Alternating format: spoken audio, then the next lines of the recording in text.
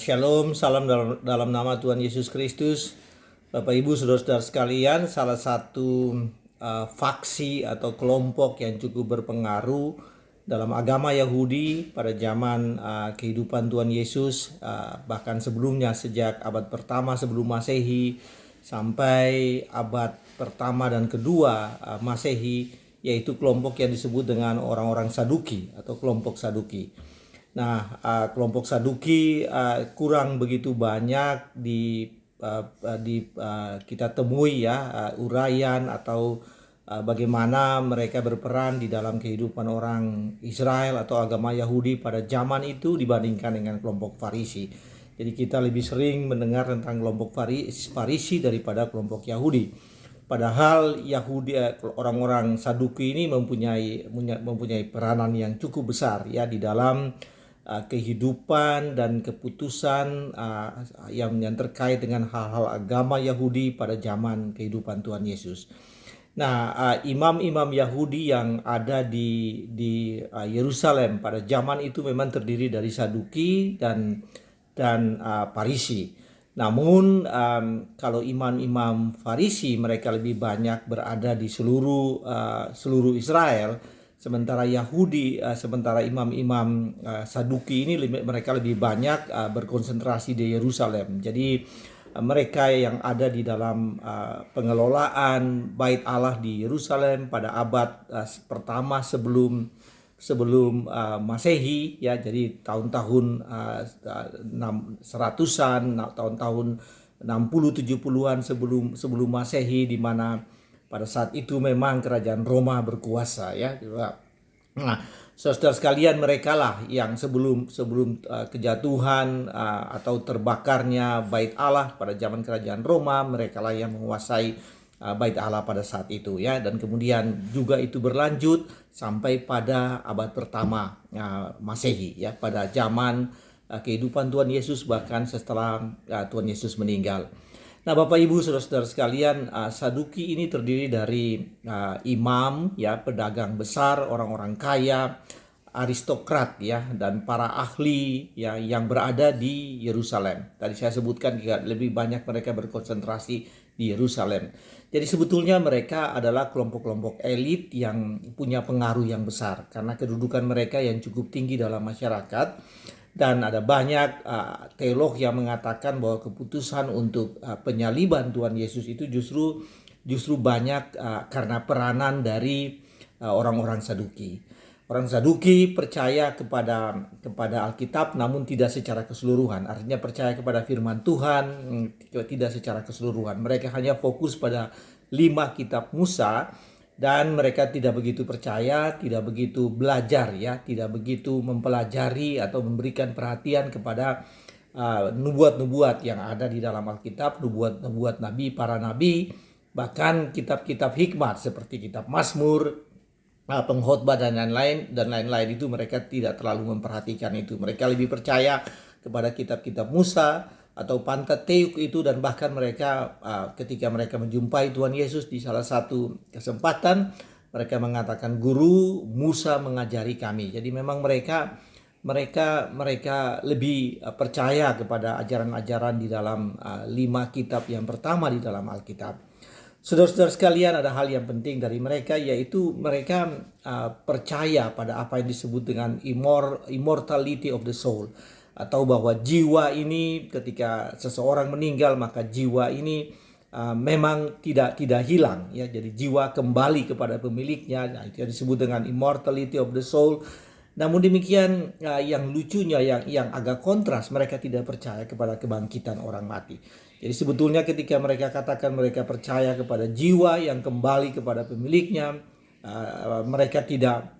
Ketika seseorang meninggal, itu bertentangan dengan prinsip mereka, yaitu bahwa mereka tidak percaya kepada kematian. Dengan kata lain, mereka juga tidak percaya kepada kehidupan setelah kematian. Yang disebut dengan afterlife. Jadi no afterlife, no resurrection, no spirit realm. Yang disebut dengan spirit realisme itu adalah tidak ada pekerjaan roh ya, tidak ada pekerjaan roh. Jadi mereka tidak percaya kepada pekerjaan roh, dan mereka tidak percaya bahwa adanya malaikat-malaikat. Padahal Tuhan memberikan itu, memberikan malaikat, ada malaikat-malaikat yang melayani Bapa di sorga, ada malaikat-malaikat yang dikirim untuk memperingatkan banyak orang ketika zaman Perjanjian Lama. Jadi sebetulnya itulah iman percaya mereka. Mereka hanya memahami firman Tuhan dan percaya hal-hal tertentu di dalam Alkitab dan tidak melihat dan mempercayai firman Tuhan secara keseluruhan. Nah, salah satu saudara sekalian hal yang penting yaitu mereka tidak percaya kepada kebangkitan orang percaya, ya. Jadi mereka tidak melihat bahwa kebangkitan orang percaya itu adalah sebagai satu ajaran yang penting.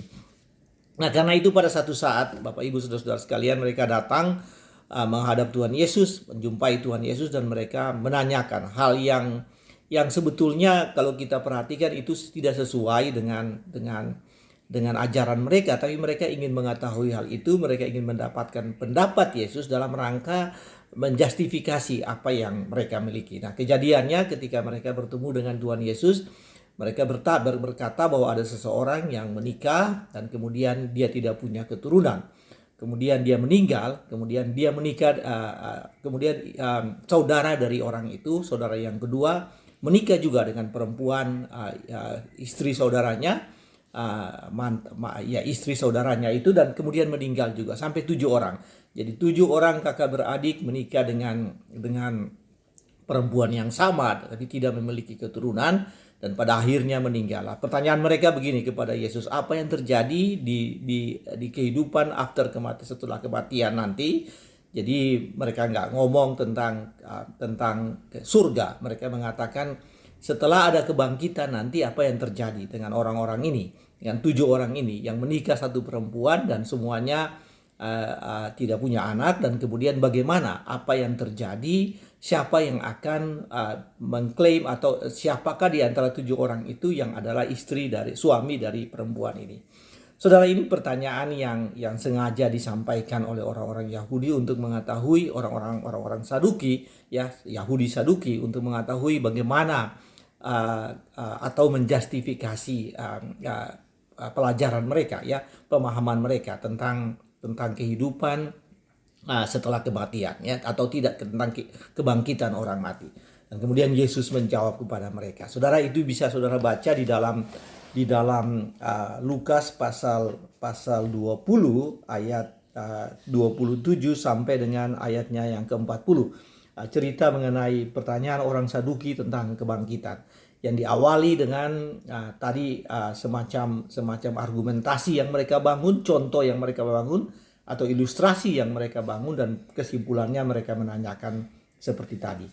Nah, Bapak Ibu, ada 2 hal yang bisa kita pelajari dari orang-orang Saduki ini, ya. Pertama yaitu mereka datang untuk menguji Tuhan Yesus atau menguji Allah dalam rangka membenarkan atau menjustifikasi pemahaman dan ajaran mereka. Ya, mereka datang menanyakan sesuatu dari Tuhan, mereka datang menjumpai Tuhan, mereka mengajukan pertanyaan-pertanyaan kepada Tuhan dalam rangka bukan untuk mengetahui apa yang benar, tapi untuk membenarkan atau menjustifikasi apa yang ada dalam paham mereka, ya, apa yang dipercayai mereka atau paham yang dianut oleh mereka. Saudara, mereka menanyakan tentang kehidupan setelah kematian, padahal mereka sendiri tidak percaya akan kematian, akan kebangkitan. Jadi ini sesuatu yang bertentangan, ya. Jadi mereka ingin menguji ajaran mereka itu dengan mengajukan pertanyaan yang bertentangan dengan apa yang mereka punya, ya. Dari sana mereka akan menarik kesimpulan dan kemudian bahwa menjustifikasi ajaran mereka, tapi pada saat yang sama juga mereka akan menguji ajaran-ajaran Tuhan Yesus. Nah, saudara-saudara sekalian, mereka ingin tahu seperti apa tadi kehidupan alam baka atau kehidupan setelah kebangkitan, ya. Jadi mereka ingin tahu hal itu, dan kemudian Tuhan Yesus menjawab kepada mereka. Pada ayat 35 Tuhan Yesus menjawab begini, bahwa tetapi mereka yang dianggap layak untuk mendapat bagian dalam dunia yang lain itu. Nah, dunia yang lain itu Yesus merujuk pada pertanyaan mereka, karena mereka nggak ngomong tentang surga dan neraka, tapi mereka mengatakan kehidupan setelah kematian, ya. Kehidupan setelah mereka bukan kehidupan tapi kebangkitan. Mereka ngomong tentang kebangkitan. Tetapi yang dimaksudkan dengan Tuhan Yesus di sini adalah tidak semua orang, ya. tidak semua orang layak untuk mendapat bagian dalam dunia yang lain itu, ya, dan dalam kebangkitan. Jadi Yesus menjawab bahwa tidak semua orang mendapat bagian dalam kebangkitan, ya. Jadi memang mereka adalah yang tidak percaya kepada kebangkitan, dan ketika mereka tanya kepada Tuhan Yesus, Yesus menjawab bahwa tidak semua orang layak untuk dibangkitkan, mendapat bagian dalam kebangkitan, ya. Yesus menjawab semacam itu. Artinya apa, Bapak Ibu Saudara sekalian? Ini artinya bahwa mereka yang percaya saja kepada kebangkitan, mereka yang percaya kepada Yesus yang akan mendapat bagian dalam kebangkitan, ya. Jadi orang-orang Saduki ini yang tidak percaya, mereka tidak mendapat bagian itu, sehingga Yesus mengatakan tetapi mereka yang dianggap layak untuk mendapat bagian dalam dunia yang lain itu, dan dalam kebangkitan dari orang mati, tidak kawin dan tidak dikawinkan. Jadi tidak ada mereka, hanya orang-orang yang tertentu, yaitu orang-orang yang percaya kepada Yesus, yang mengalami kebangkitan dari antara orang mati, ya, yang hidup dalam alam baka selama-lamanya, yaitu di sorga bersama-sama dengan Tuhan Yesus. Dan dalam keadaan itu, ya, tidak ada yang disebut kawin dan mengawinkan. Artinya hal itu bukan lagi merupakan sesuatu yang ada dalam kehidupan nanti, ya, kehidupan selama-lamanya dengan Yesus, karena Yesus katakan di sini karena mereka semua adalah anak-anak Allah dan mereka adalah anak-anak kebangkitan. Nah, ini sangat penting menjawab itu pertanyaan ini, jawaban Yesus ini terhadap orang-orang Saduki ini. Dan kemudian di dalam ayat 38 dikatakan, ayat 38 mengatakan begini, Bapak Ibu Saudara sekalian, ia bukan Allah orang mati, ya, ia bukan Allah orang mati, melainkan Allah orang hidup. Sebab di hadapan Dia semua orang hidup, ya. Jadi bukan Allah orang mati. Jadi bukan Allah kepada mereka, kepada orang-orang Saduki ini, tapi Allah orang-orang hidup, ya. Dan kemudian Yesus mengatakan bahwa tentang kebangkitan orang-orang mati, kebangkitan orang-orang mati, Musa telah memberitahukannya dalam Nas tentang Semak Duri, ketika Musa berada di Semak Duri, ya, ketika Musa dipanggil oleh Allah untuk membebaskan Israel, di mana Tuhan disebut sebagai Allah Abraham, Allah Ishak, dan Allah Yakub. Bapak Ibu Saudara-saudara sekalian, orang-orang Saduki ini mereka mengaku mereka percaya kepada Allah Abraham, Allah Ishak, dan Allah Yakub yang adalah Yahweh sendiri, ya. Namun demikian mereka tidak percaya kepada kebangkitan. Nah, saudara bisa bayangkan ini, bahwa mereka percaya bahwa Abraham, Ishak, dan Yakub hidup, ya. Artinya Allah adalah nenek moyang mereka yang percaya kepada Yahweh, kepada Allah Bapa di sorga, dan mereka hidup. Namun demikian mereka tidak percaya, ya. Jadi tadi Allah Ishak, Abraham, dan Yakub hidup, namun mereka tidak percaya kepada kebangkitan itu. Jadi ini sesuatu yang kontradiksi, dan Tuhan Yesus menekankan itu dalam rangka menyampaikan kepada mereka bahwa apa yang mereka percaya, apa yang mereka anut, apa yang mereka pikirkan itu adalah salah, dan bahwa mereka datang dengan argumentasi itu untuk membenarkan ajaran mereka. Jadi mereka menunggu statement atau penjelasan dari Tuhan Yesus yang akan menguatkan mereka dalam kehidupan mereka, yang akan membenarkan ajaran faham mereka, dan demikian mengamankan posisi mereka di tengah-tengah masyarakat. Bapak Ibu Saudara sekalian, banyak orang yang memiliki pendekatan atau pemahaman atau motivasi yang salah dalam memahami firman Tuhan, atau dalam datang kepada Tuhan untuk mengerti tentang firman Tuhan. Jadi orang datang kepada Tuhan bukan untuk mendapatkan apa yang Tuhan Yesus berikan, yang Allah berikan kepada dia, namun datang kepada Tuhan dengan pemahaman dan pemikirannya masing-masing untuk membenarkan dan untuk menjustifikasi apa yang dia punya, dan bahkan lebih luas lagi untuk mengamankan kedudukannya di tengah-tengah masyarakat. Datang pada Tuhan dengan membawa argumentasi kita. Banyak orang mengalami seperti itu. Saudara, dalam hal ini kita tidak melihat Tuhan sebagai Allah yang memiliki otoritas dan berkuasa, tetapi yang menyatakan dirinya dalam firman Tuhan, dalam Alkitab, ya, ajaran-ajarannya yang dimuat di dalam Alkitab. atau ajaran-ajarannya pada Alkitab. Namun kita datang dengan pemahaman kita dalam rangka untuk kita mencari kebenaran itu, dan kemudian kita akan menggunakan itu demi kepentingan kita. Itu yang terjadi dengan orang-orang Saduki pada saat itu. Bapak Ibu Saudaraku, ada satu pendekatan di dalam mempelajari atau dalam interpretasi Alkitab yang disebut dengan eisegesis. Jadi kalau kita mempelajari Alkitab, kita diminta untuk kita melakukannya dengan cara atau pendekatan exegesis. Exegesis yaitu kita berharap kita mempunyai pemahaman ya bahwa apa yang kita inginkan itu akan kita punya pemahaman bahwa kita datang dan kemudian Alkitab yang berbicara kepada kita. Itu yang exegesis. Kita menggali lalu kita mengangkat itu sebagai kebenaran yang berguna bagi kita. Namun demikian banyak orang yang punya pendekatan yang disebut eisegesis. Eisegesis itu adalah pendekatan atau interpretasi yang menunjukkan ide kita yang dibawa ke dalam Alkitab. Ide, gagasan dan pendapat kita itu kita bawa dalam Alkitab. Dan itu berarti yang seperti tadi yang terjadi dengan orang Saduki, yaitu mereka mencari pembenaran. Sebagai akibatnya apa yang terjadi? Terjadi bias ya. Bias karena firman Tuhan bagi kita, karena kita datang dengan pandangan eisegesis bukan exegesis. Kita inginkan pandangan kita ini kita mengklopkan dia, mencocokkan dia dengan Alkitab, bukan pandangan Alkitab yang kita harapkan, yang kita ingin dapatkan, yang berguna bagi kita. Tapi sebaliknya pandangan kita bawa lalu kita mencari kebenaran itu. Itu yang disebut dengan eisegesis. Dan orang Saduki ini mereka melakukan apa yang disebut dengan eisegesis, bukan exegesis. Saudara, apa artinya bagi kita? Janganlah kita menjadi seperti orang Saduki pada zaman sekarang. Jadi Saduki pada zaman ini, yaitu apa? Yaitu menanyakan hal-hal yang tidak sepantasnya kita bertanya pada Tuhan. Seolah-olah kita ingin tahu, pada sebetulnya kita menguji itu. Yang kedua, sebaiknya haruslah kita melakukan pemahaman Alkitab dengan cara yang komprehensif, cara yang menyeluruh, cara yang benar, ya.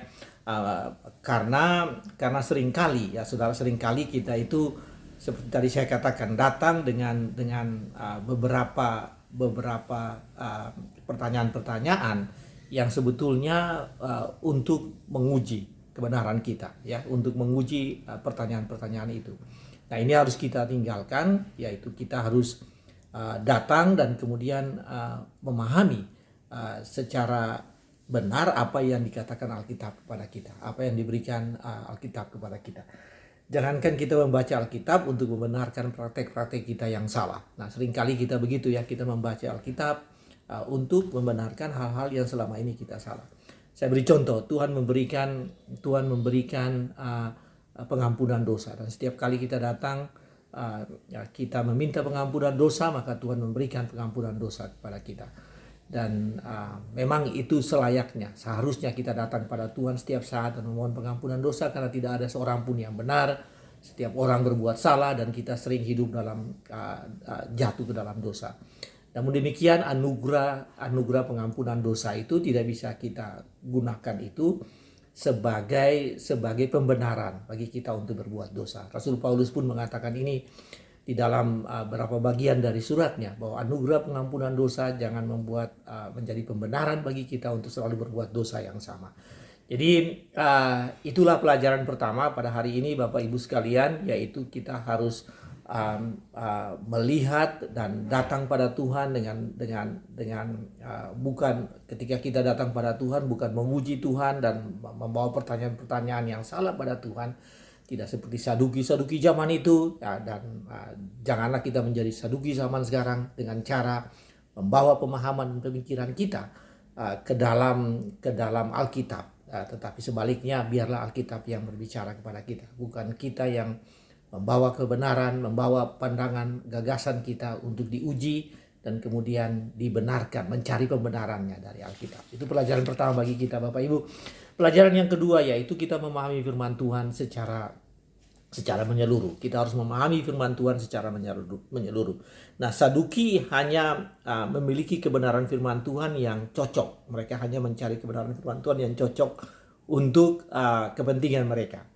Jadi karena status mereka yang mantap, ya tadi saya sebutkan bahwa di Yerusalem pada saat itu mereka adalah orang-orang penting, orang-orang yang secara ekonominya sangat baik, mereka duduk dalam posisi-posisi aristokrat, mereka adalah orang-orang ahli, mempunyai, ya boleh disebutkan middle class ke atas, ya. Jadi middle class, middle up class, ya, yang ada di Yerusalem pada saat itu. Dan mereka agak sedikit terganggu dengan ajaran-ajaran Tuhan Yesus. Karena itu mereka hanya mengambil beberapa bagian dari Alkitab, dari Taurat, dari ajaran Tuhan untuk membenarkan kehidupan mereka, untuk mengamankan status mereka. Nah, dengan kata lain, mereka tidak melihat firman Tuhan secara utuh, mereka hanya melihat firman Tuhan pada hal-hal tertentu. Tadi saya sebutkan bahwa mereka menolak nubuat para nabi, ya, ajaran-ajaran nabi, tetapi mereka hanya percaya kepada 5 kitab Taurat atau 5 kitab utama dalam Alkitab. Dengan kata lain bahwa mereka tidak percaya kepada Tuhan Yesus. Mereka tidak percaya kepada Yesus yang diutus Allah untuk menjadi penyelamat dunia ini. Dan itulah yang membuat bagaimana mereka tidak senang pada Yesus, dan pada akhirnya banyak teolog yang mengatakan bahwa mereka memain peranan penting sebagai orang-orang ahli-ahli Taurat, ya. Mereka mengambil peranan penting di dalam penyaliban Yesus di Yerusalem. Bapak Ibu Saudara-saudara sekalian, kadang-kadang banyak di antara kita yang ambil hanya 1-2 ayat, ya, lalu kita melihat itu saja tanpa memperhatikan konteksnya, seperti yang dialami oleh Saduki, yang dilakukan oleh Saduki. Dia hanya mengambil bagian tertentu dari ajaran Musa dan kemudian mengambil itu sebagai bagian untuk dia memahami itu, ya, sebagai bagian untuk dia mengetahui itu lebih jauh, dan dia melupakan ajaran-ajaran yang lain. Nah, kita pun sama, ya, banyak di antara kita pada akhirnya kita hanya bergantung, bukan pada akhirnya, kita sering bergantung pada beberapa ayat. Ngambil beberapa ayat, kita sebut ayat emas, lalu kemudian kita melihat ayat-ayat itu tanpa bergantung pada ayat-ayat itu, tanpa melihat konteks secara keseluruhan. Nah, pada akhirnya, ya, itu akan membuat kita terjebak di dalam apa yang disebut dengan pemahaman iman yang sangat sempit dan tidak melihat iman secara keseluruhan, tidak melihat arti secara keseluruhan. Saudara, banyak gereja saat ini, tapi kita bersyukur bahwa banyak gereja saat ini yang mengembangkan program-program baca Alkitab secara sistematis. Ya, banyak teologi yang menyarankan agar setiap orang Kristen itu membaca Alkitab dengan fokus pada kitab-kitab tertentu. Jadi membaca Alkitab dengan fokus pada satu kitab tertentu dalam waktu tertentu sehingga kita bisa tamat. Bahkan belakangan ini banyak gerakan-gerakan yang menganjurkan supaya gereja mengembangkan baca Alkitab setiap hari, ya, dan kemudian pada periode tertentu, katakanlah 1 tahun, 2 tahun, 3 tahun, maka kita akan memahami pengajaran mulai Kejadian sampai dengan Wahyu. Nah, ini adalah sesuatu hal yang baik, ya, dalam rangka apa? Dalam rangka kita tidak hanya fokus pada ayat-ayat tertentu, tapi kita didorong untuk melihat suatu ayat di dalam konteksnya, supaya kita tidak terjebak seperti apa yang dialami oleh Saduki pada saat itu. Nah, Bapak Ibu Saudara-saudara sekalian, apa artinya ini bagi kita? Artinya bahwa firman Tuhan adalah makanan yang memang kita harus mengerti secara utuh, supaya Anda bisa mendapatkan makanan rohani, nutrisi rohani secara komplit, ya, seperti kita makan sehari-hari. Kalau kita ingin makan, kita tidak hanya makan karbo aja, atau kita tidak hanya makan protein saja, tapi kita makan secara keseluruhan, ya, semua beragam jenis makanan, atau bahkan semua makanan dalam rangka untuk menjadi nutrisi dan kesehatan bagi tubuh kita. Nah, firman Tuhan juga demikian. Kita tidak hanya bisa memilih 1-2 ayat, lalu mengenakan 1 ayat, kadang-kadang 1 ayat, lalu kita mengekspos 1 ayat itu tanpa melihat konteksnya secara keseluruhan. Nah, seringkali ini akan membuat kita terjebak. Jadi pelajaran bagi Anda pada hari ini, mulai dari hari ini kita harus memahami Alkitab secara keseluruhan, secara komprehensif. Bahkan membangun kebiasaan untuk mengerti satu Alkitab, satu ayat dalam konteksnya, ya, dalam perikopnya, bahkan dalam pasalnya, bahkan dalam kitabnya. Nah, Bapak Ibu Saudara sekalian, konteks dari satu ayat adalah satu alinea. Konteks dari satu alinea adalah satu perikop. Konteks dari satu perikop adalah satu pasal. Konteks dari satu pasal adalah satu kitab. Dan konteks dari satu kitab di dalam Alkitab adalah Alkitab secara keseluruhan. Jadi kita harus memiliki pemahaman itu, dan inilah yang mendorong kita untuk harus mempelajari Alkitab secara keseluruhan. Dan kedua, inilah yang memberikan pemahaman bagi kita, kekuatan bagi kita, agar supaya kita mengerti firman Tuhan secara utuh. Nah, karena itu saudara sekalian, sebagai pekerjaan rumah bagi kita, adakan waktu Anda untuk membaca Alkitab secara utuh. Adakan waktu Anda untuk mempelajari Alkitab. Nah, mungkin harus membutuhkan waktu yang panjang, membutuhkan waktu yang khusus, tetapi sebagai orang Kristen. Bukan saja bagi pelayan-pelayan Kristen. Bagi pelayan-pelayan Kristen itu keharusan untuk kita pelajari Alkitab secara utuh. Tetapi bagi Anda sebagai orang awam, kita harus mempelajari Alkitab secara utuh supaya kita mempunyai pemahaman, dan dengan demikian kita tidak salah. Jadi mulai hari ini adakan waktu. Apabila Anda masih muda, kesempatan bagi Anda. Orang-orang muda, karena Anda punya waktu, kemampuan, kapasitas untuk mengerti. Bahkan tidak saja satu Alkitab dalam satu bahasa. Anda bisa membaca dalam bahasa-bahasa yang lain. Anda punya kesempatan untuk membaca komentari, tafsiran, petunjuk-petunjuk guideline yang ada dalam rangka untuk memahami, mempelajari Alkitab. Tapi juga bagi orang-orang yang sudah senior, bagi para orang-orang yang sudah lanjut usia, punya waktu yang banyak di rumah, gunakan waktu Anda untuk membaca Alkitab, supaya Anda mempunyai pemahaman secara utuh, dan dengan demikian Anda bisa menjadi berkat bagi banyak orang. Tuhan berkati Anda semua. Mulai dari ini adakan waktu. Jangan seperti Saduki, jangan menjadi Saduki pada zaman sekarang, yang hanya fokus pada firman Tuhan, pada ayat-ayat tertentu yang datang pada Tuhan dengan membawa pembenaran, untuk menguji kebenaran Anda dan mencari pembenaran itu dari Alkitab.